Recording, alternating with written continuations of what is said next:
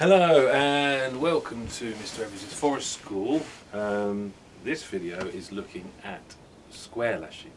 So what is square lashing? Well, square lashing is fixing two pieces of wood or anything else together so that it doesn't move very much. It's very useful. Knots in general are very useful at Forest School.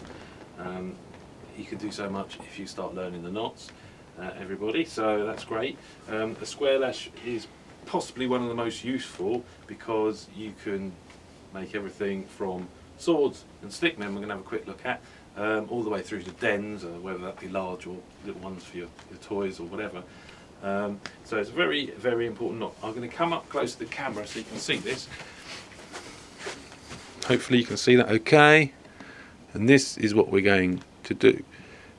It's a knot of sorts that goes round the wood and attaches it like so. So what do we need for this? Well, we need scissors. Most people are okay with scissors, I would say, from year R upwards. String, make sure it's strong string. You don't want to be doing projects and have the string keep breaking or anything like that. There's nothing more soul destroying than that. And the sticks themselves, well, for a sword you want them to be a straight one, long one, and one shorter one for the handle. I will say, people often pick sticks up in the woods to do projects, and they're usually kind of wet, maybe mouldy, basically they're dead wood. We don't really want to use that for any projects at Forest School, mainly because if you spend some time making it and it just falls apart, you know, you might want a sword and hit something once and it snaps, or it might just fall apart when you pick it up. It's not strong dead wood. You want something that either you or your mummies and daddies just cut from a tree, if you find something you particularly want to use, not a straight piece of wood, or perhaps something that's been used for a project by someone else. There's some leftover stuff lying around that often happens at Forest School, and that's all fine as long as it's only been cut maybe up to a year ago even. That's absolutely fine. Okay, so as I say, we need string and we need sticks. For this, we are going to cut a piece of string, I would say about the height of Mr. Edwards, or about 2 meters I suppose, something like that. Doesn't really matter, it's not that important. Okay. Now the first thing we've got to do is stick this string, attach it to a stick. Okay. And for our purposes here, I have a piece of rope.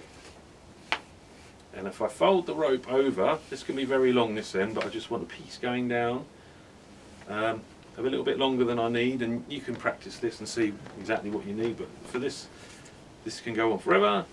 This just bends over like this with a little loop at the end. Now I want to make that loop a permanent thing. I want it to stay there, and the way to do that is to make a loop in the string like so. So I've literally just looped it round, and then I'm going to put that loop through the loop I've just made and pull it tight. Now the advantage of something like this is that you can you can put your pieces of string through, wrap it round something, pull it tight, and it can only get tighter. The more you pull, the tighter it gets. Okay, so I'll quickly try and show you with this piece of string even closer that I'm going to use. I've got a piece there like so. I'm just going to make my loop in it. I'm going to use my finger for that, and then I'm going to poke the loop through. You know, all knots and stuff take practice. That is a pretty simple knot to do, but a really important one. I mean, we will use this kind of thing time and time again.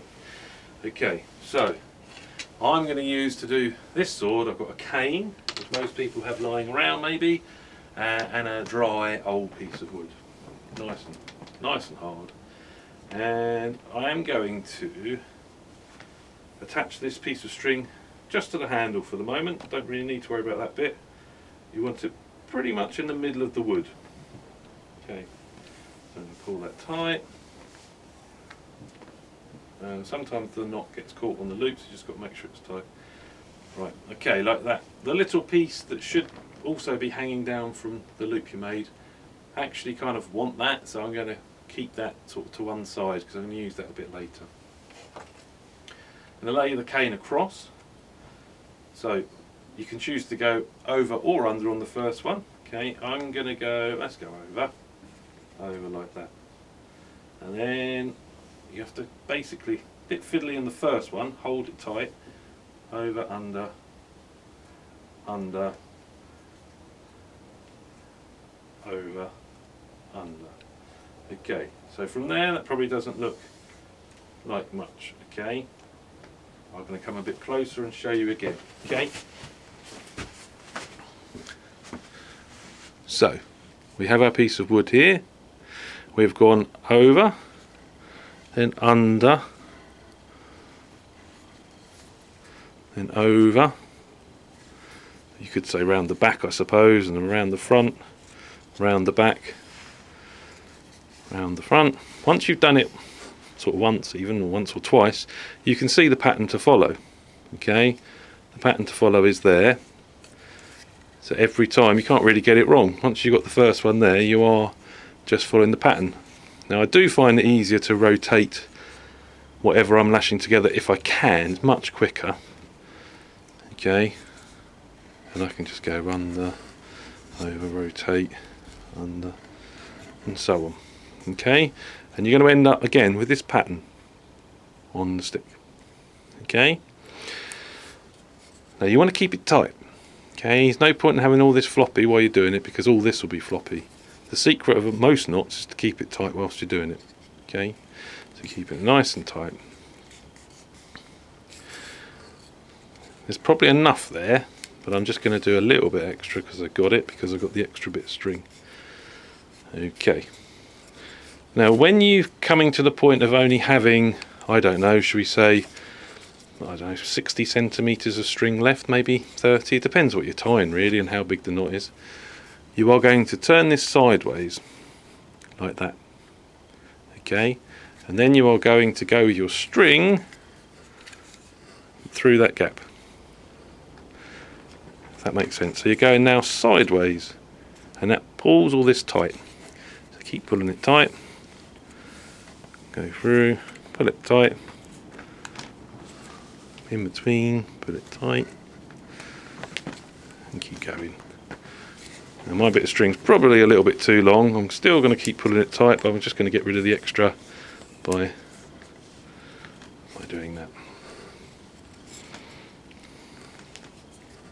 Okay, now the secret is you now got to tie this so it's not going to move. Okay, I did say about leaving a bit of string earlier on dangling down, and as happens sometimes, I actually haven't got that. I've tied it up into the square lash, but that's okay. I've got a little bit here.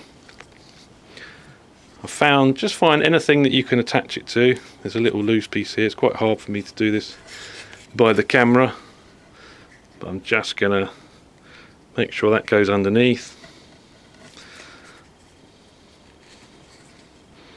Put it through. So it's anything, as long as you're attaching it to the string that's going on there, keeping it as tight as you can, and then basically tie it to whatever you can in any way. And the point of that is just so it doesn't move. I've only done one knot there, but already that basically can't move. And there you have it. That's your square lash. It takes practice. I'll cut that with a pair of scissors. Might do a couple more knots if you really wanted it not to stay. And there's your sword. Okay, nice and simple. Obviously if you're playing with swords, be careful. The actual tying of knots, well, I can't really see any dangers or problems really, unless you're going to be sort of someone who might tie your finger into the knot. But with playing with the sword, obviously you just got to be careful. We have a rule at Forest School that if you're fighting with any kind of stick, the other person must also agree that you are fighting with sticks. You can't just go surprising people or attacking people that don't want to play. So we do let people do it at Forest School, but they both must know, and then obviously you just keep an eye if it's getting a bit silly, we don't do that. Okay, so that's a sword, that's a square lash for a sword. Something else that might be of interest would be stickmen, because we like to make those. You can decorate them, we can make little houses for them. It's just the beginning really, making the stickman part. Now you can, just got to reach these.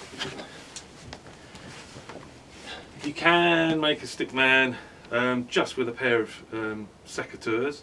If you can see it, this is a piece of maple. It's actually good for stickmen, but I haven't got a lot left. But this is a stickman basically in here. Pair of secateurs, well, children of a certain age are okay with secateurs. Mummy and Daddy might need to do this part for them. I am going to show you how you can make a stickman just with the secateurs.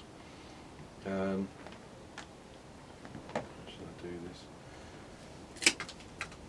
Not a very good one, but just going to trim a few things. Now, we use gloves when we're doing tool work at forest school, but with secateurs I don't tend to recommend it unless the bit of wood is prickly, and the reason being, in terms of some tools they give some protection. In terms of secateurs, I don't think they really do. I think if you're wearing a glove and holding something and you're putting a lot of pressure on, and you think, oh, it's okay, I'm wearing a glove, I'm not going to get hurt. Well, actually, a glove probably isn't going to stop a secateur. So in some ways, it's good to realise that your hand is something that could get hurt. Anyway, that was really quick. I've just done a kind of stickman there that just came out of the sticks. But generally speaking, you might not be able to do that. Not all trees grow in a way that give you that, but you are likely to come across sort of Y-shaped pieces. I've got one here. Again, if I just clip those two bits off, we've got a Y-shaped piece, and I don't really want that there. And I've basically got the legs, I've got the beginnings of a stickman. But what you want to do is attach some arms to it. I've got this bit here which I might as well use. And again, you're going to want to do the square lashing so that you end up with something that looks like a stickman. Obviously, possibly is a little bit thinner than the sword, so maybe a little bit less string.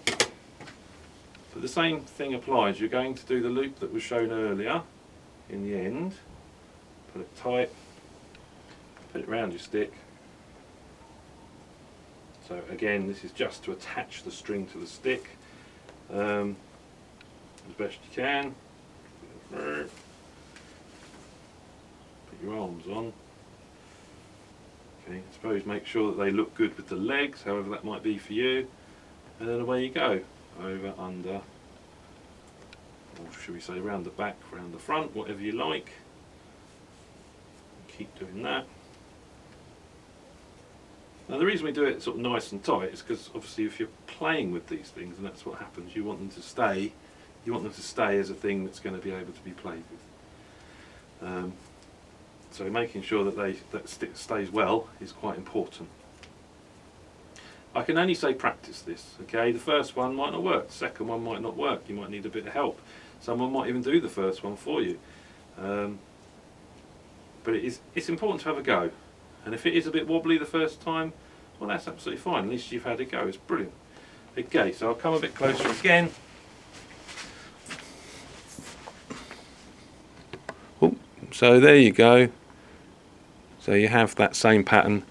I'm at the point where I'm going to go sideways now. So let's go this way.